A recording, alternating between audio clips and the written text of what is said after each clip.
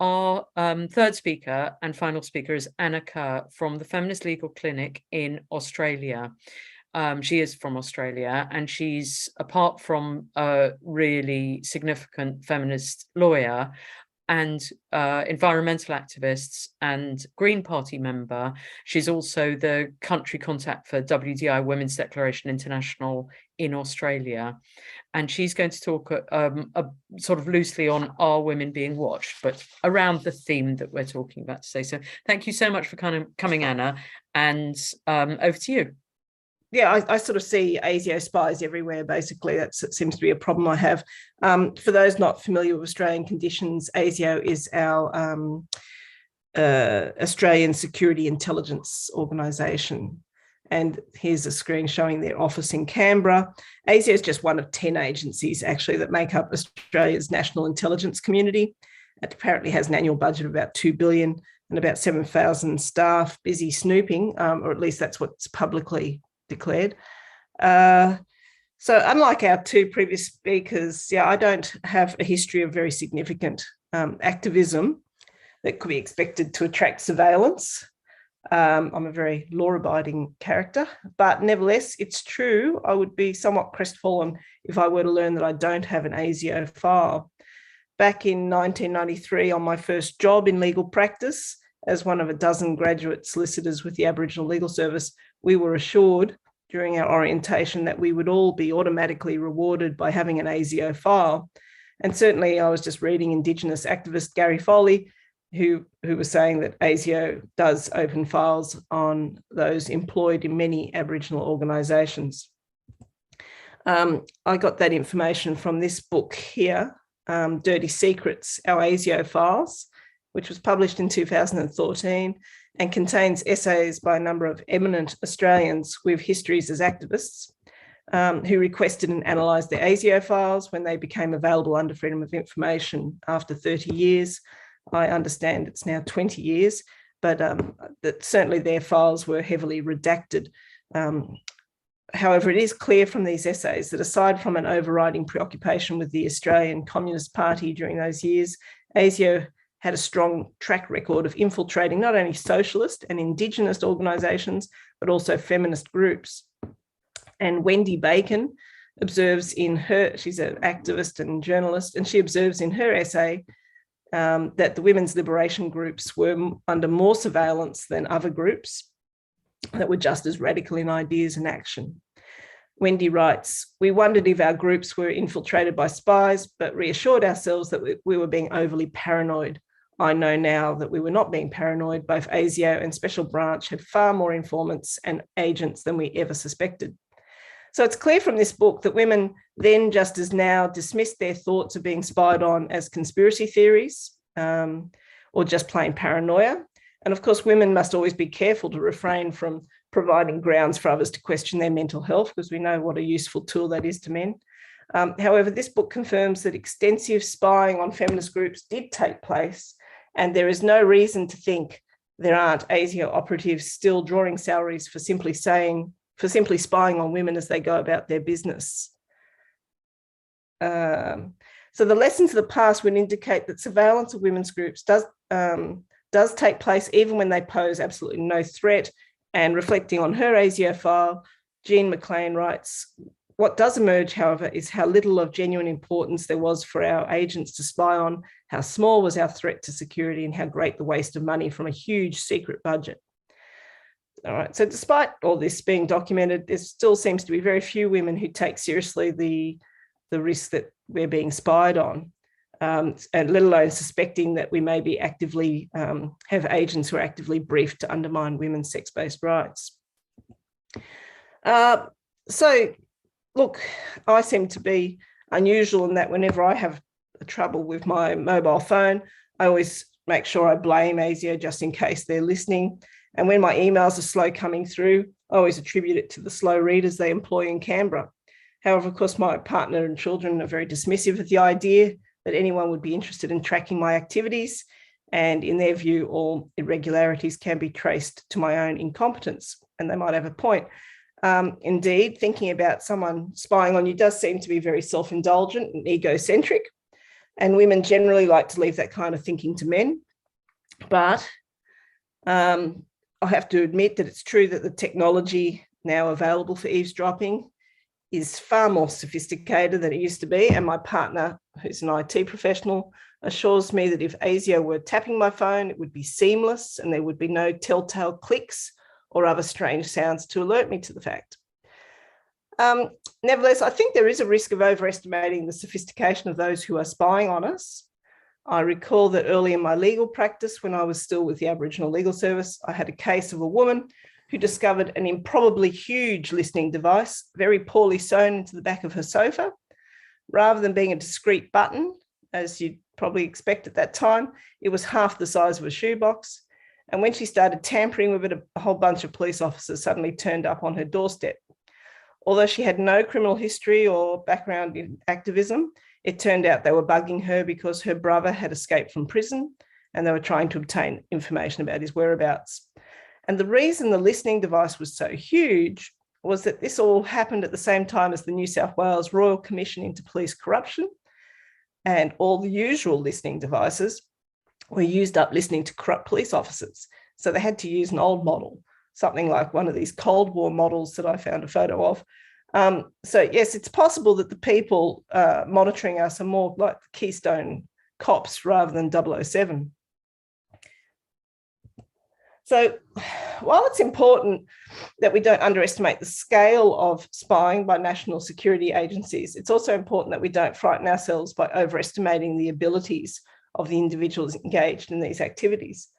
A colleague and veteran activist tells me that her master's thesis was on George Eliot, and when an associate of hers obtained their ASIO file, there were transcripts from tapped phone conversations between them with comments in the margins by the ASIO agents questioning the identity of this person, George Eliot, who was under discussion. So I think, yes, we should be alert, very alert, but not necessarily quaking in our boots. And it's also important to acknowledge how incompetence plays a role in sometimes derailing a campaign or movement. And I don't know if everybody's already seen this, the Simple Sabotage Field Manual written in 1944 by CIA's precursor, the Office of Strategic Services, which details how purposeful stupidity can be used to derail organisations. And I think it's probably the fact that I read this some years ago, that's probably more than anything else responsible for me seeing spies lurking in every meeting that I attend, because so much of this behaviour is typical. So the men in ASIO have created lots of busy work spying on women. And I say men because the majority of special agents have always been male, although the numbers are beginning to equalise. However, it's difficult to be sure because it's likely that ASIO now counts as female increasing numbers of men in dresses. And the idea of men posing as women to spy on them is by no means unprecedented. The famous French transgender spy Chevalier d'Eon successfully infiltrated the court of Empress Elizabeth of Russia by presenting as a woman. That was back in the 1700s, and he was a French diplomat, soldier, and spy for Louis XV, and had androgynous physical characteristics. D'Eon actually claimed to have been born female and raised male, and later obtained permission from the king to dress and live as a woman.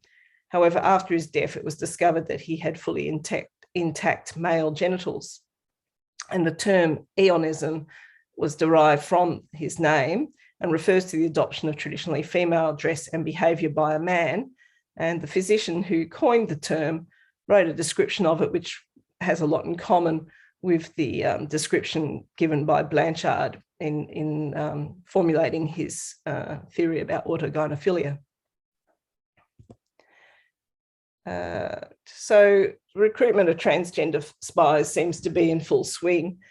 And I've personally encountered individuals in women's organisations whom I suspect on both counts. That is, I suspect them of being men and of being spies. In at least one case, I've had my suspicions somewhat confirmed some years later. And of course, not all spies and saboteurs are necessarily government recruits. They may be spies for other organisations or bodies. About 10 years ago, I had the strange experience of volunteering for over a year in a women's organisation, filling a shift with not just one, but often two fellow volunteers who were concealing their trans identity, making me unwittingly the only woman in the room. I had my suspicions about one of them, but dismissed them at the time as too far-fetched because that was before my awareness of the trans activism. This was my first encounter with it. More noteworthy to me at the time was that one of these individuals appeared to be actively undermining the continued viability of the organisation by filing debt notices from the tax office in the bin. And they also appeared to be organising the volunteer roster suboptimally to ensure regular closure of the service. So perhaps this was some of the purposeful stupidity I read about earlier. This individual subsequently encouraged a younger woman who identified as a non-binary pansexual to campaign aggressively for the service to make constitutional changes to explicitly accommodate all individuals claiming to be women. I found myself fighting many battles while not really comprehending the hidden agenda.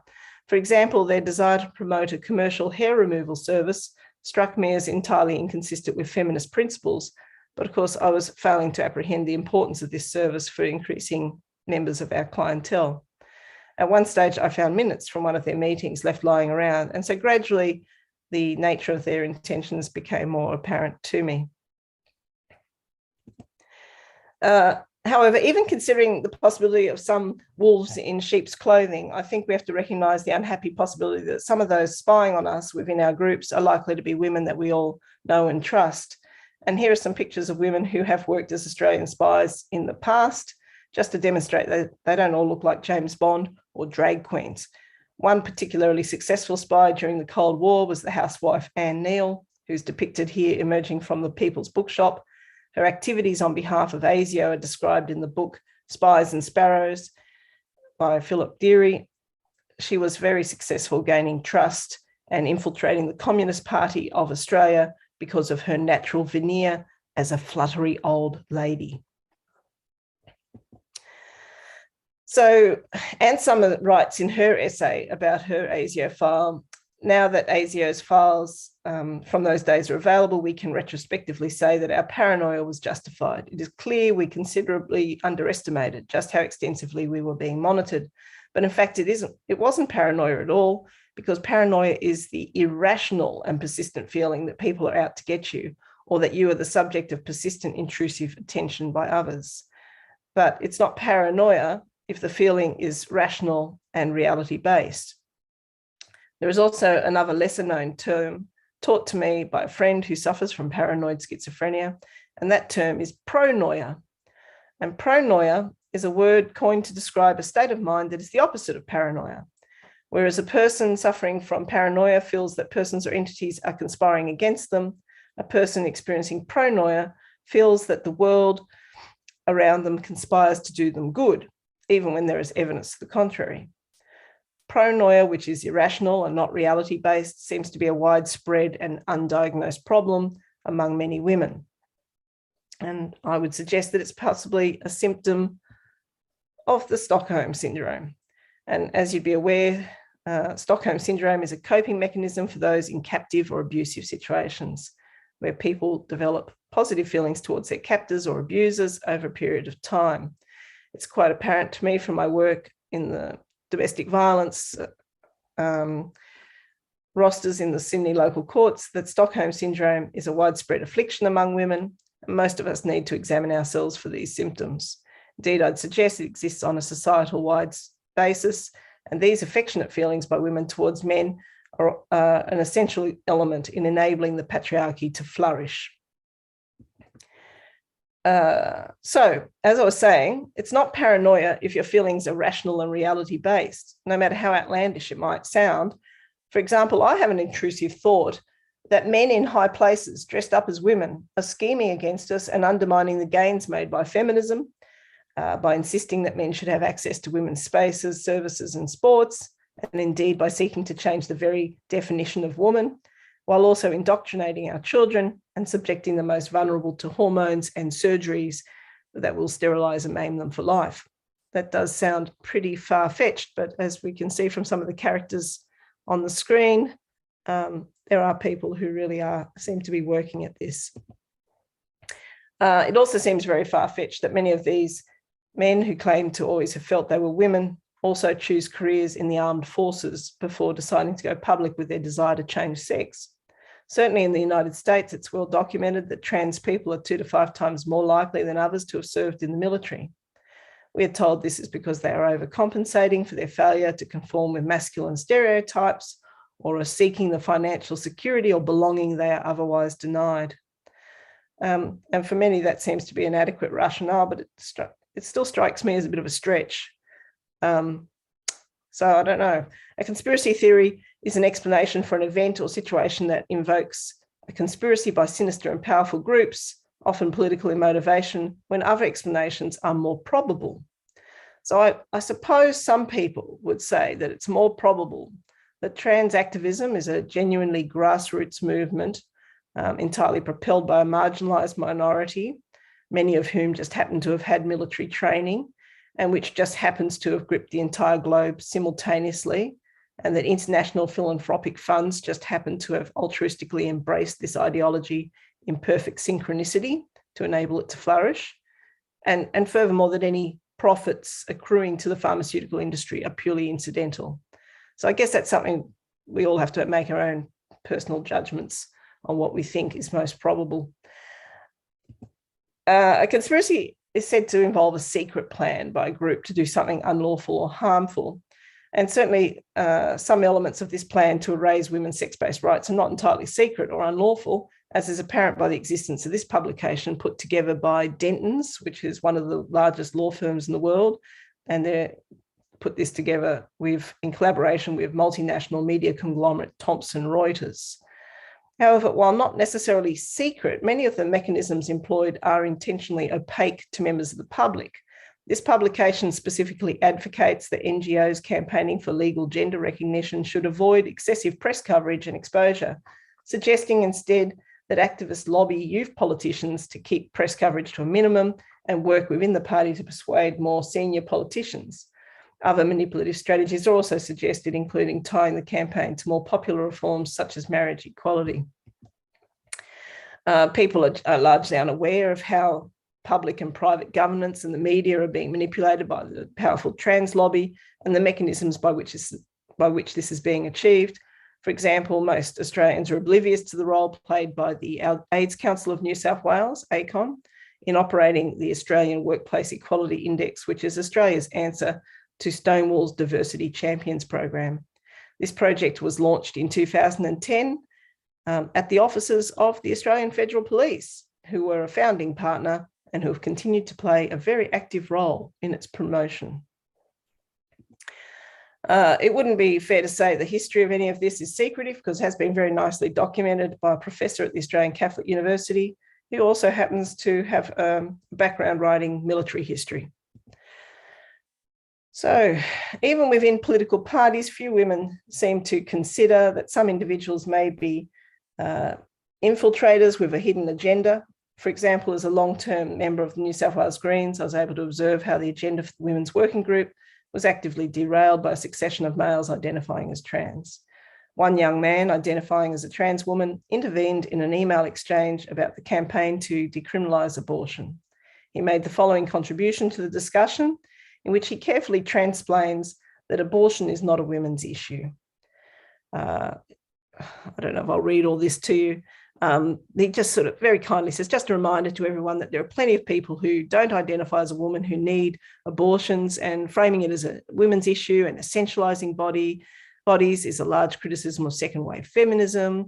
Very simply, it's not just about gender, it's about having a uterus, blah, blah, blah. And I like the way he also puts in intersectionality is the key here for the abortion campaign and all other campaigns we decide to run. I'm not familiar with intersectionality. If you are not familiar with intersectionality, have a quick Google of intersectional feminism. So here's a young man schooling a group of women, political activists in the language that they should use and the ideology they should adopt. And rather than being ignored or met with some kind of humorous rebuke, there was an awkward gap. And then one woman responded saying, he raises good points, and another one was somewhat apologetic. No doubt encouraged by this, he sent further emails in the following weeks that continued to school the women in appropriate language and rebuke them for any non-compliance.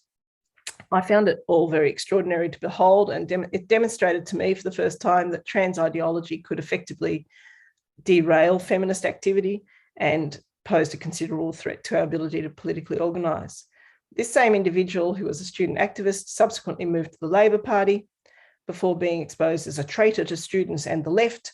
That's a quote from some minutes from the student body at the time, because he'd been found to have been working with young liberals, the other political party.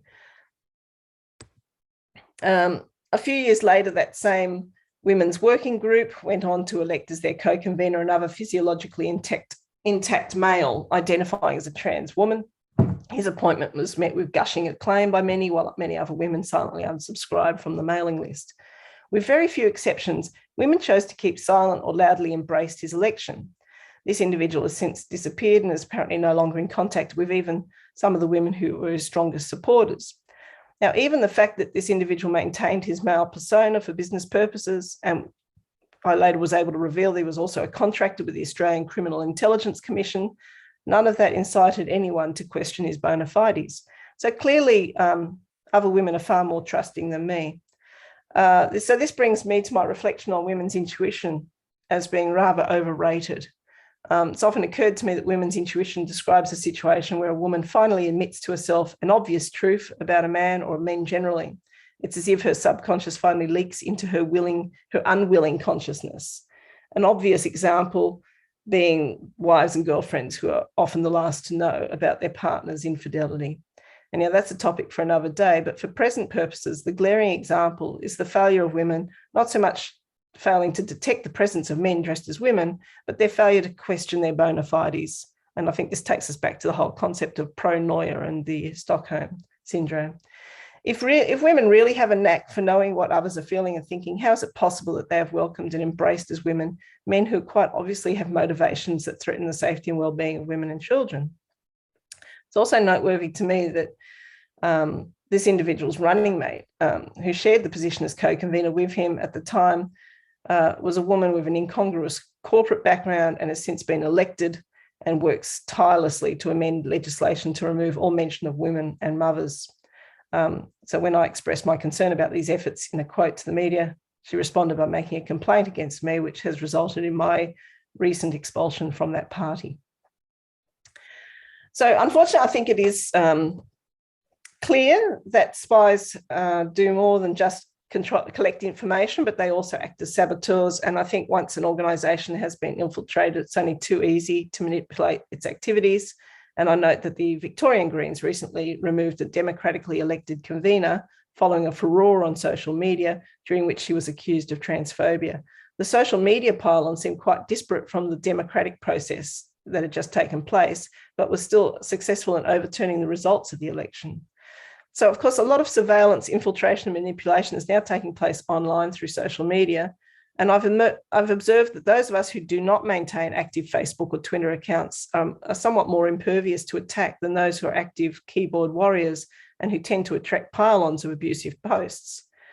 So even after our exposure in mainstream media for being evicted for allegedly anti-trans material, Feminist Legal Clinic received only supportive messages and donations. But others active in this space have reported similar experiences, which makes me speculate whether a great deal of the abuse isn't being generated by a small handful of paid individuals supported by a large number of Twitter bots. It's also interesting to note that Twitter actively recruits FBI agents and spies onto its staff. One study, of course, estimates that about a quarter of all tweets are generated by Twitter bots, and hopefully Elon Musk will extract further confirmation of this in his upcoming court case against Twitter. A key advantage of Twitter bots and other automated systems is the ability to both target an audience and provide an effective level of repetition. Nazi propagandist Joseph Goebbels observed that it would not be impossible to prove with sufficient repetition and psychological understanding of the people concerned that a square is in fact a circle. In other words, the bigger the lie, the more people believe it. And certainly using this methodology, it seems to have been possible to convince the large sections of the population that men are indeed women. So I just, to finish, just to say, look, women must give themselves credit that we pose a bigger threat than our modest natures would allow. I mean, just imagine what would happen if women just stopped dismissing each other as nutcases and liars and took each other seriously, instead of giving credibility to the many men working to manipulate us. Imagine if we instead ignored or laughed at men as they do at us, as is usually attributed to Gandhi, but was no doubt first said by some wise woman. First they ignore you, then they laugh at you, then they fight you, then you win. So for those of us engaged in actively fighting them, whether by protesting in the streets, on social media, or in the courts, remember that this is already the last step before victory. It is getting harder and harder for them to ignore and dismiss our voices in opposition, and we are getting traction. And in the meantime, we've just got to be vigilant not to succumb to their clandestine efforts to sabotage our organisations from within.